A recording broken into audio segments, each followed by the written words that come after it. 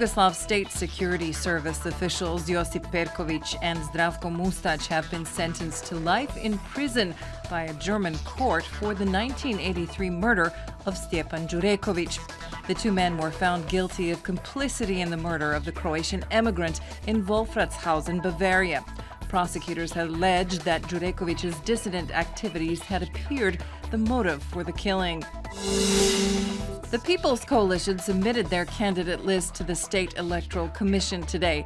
The Peasant Party's Stipe Gabrić-Jambo was among the candidates listed as running in the September elections, while former SDP Agriculture Minister Tihomir Jakovina was removed from the ticket at his own request.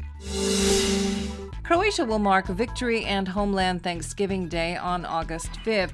Ahead of the anniversary of Operation Storm and what is also Croatian Veterans Day, the head of the Office for Croats Abroad, Zvonko Milas, has issued a statement describing the day as one of pride in all that Croatia has achieved and one that drives the commitment to serve one's homeland.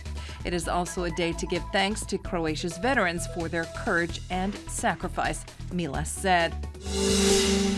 A major fire broke out this afternoon in the Beograd na Moru area. The blaze has forced authorities to close part of the coastal highway between Beograd and Pakoštane.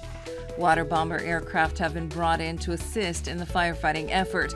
Another fire is burning in Šibenik. In one of the town's suburbs, the fire nearly reached homes, but firefighters managed to prevent it from spreading. Dinamo Zagreb has advanced to the playoff round of qualifications for the Champions League by beating host Dinamo Tbilisi 1-0 in the Georgian capital. Young striker Marko Rog scored the game's only goal last night in the 8th minute of play. Along with a 2-0 victory at home from the first leg, last night's win was enough to secure Dinamo Zagreb at least 8 more games in the Europa League this season. Croatian boxers Filip Hrgović and Hrvoje Sep have departed for the Olympics in Rio.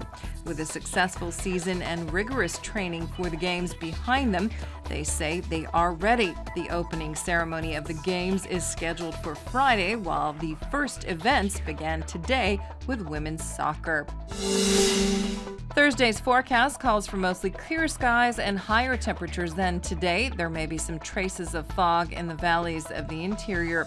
On the coast, expect a moderate northeasterly in the morning, shifting to west-southwesterly and northwesterly winds in the afternoon. Sea temperatures will be quite warm, ranging from 24 to 27 degrees Celsius. Morning lows will range from 12 to 17 degrees in the interior and from 21 to 26 degrees on the coast. The day's highs will be between 30 and 34 degrees for most of the country and slightly cooler only in the mountains. Friday will be hot and humid in many parts of the country. In the interior, it will begin with clear skies, but the weather will turn to rain and thunder showers in the west with a chance of severe storms and hail in places. The rest of the weekend weather will be variable, relatively windy, and significantly cooler than on Friday. On the northern sections of the coast, there is a high chance of showers, thunder showers, and hail on Friday. A northeasterly wind will pick up by evening and will continue over the weekend. Saturday's weather will be unstable and cooler, while Sunday will be mostly sunny, but still with a high gale-force northeasterly wind blowing, especially along the foothills of Mount Velebit. Drivers traveling this weekend should take into account that the weather could affect driving conditions and cause delays.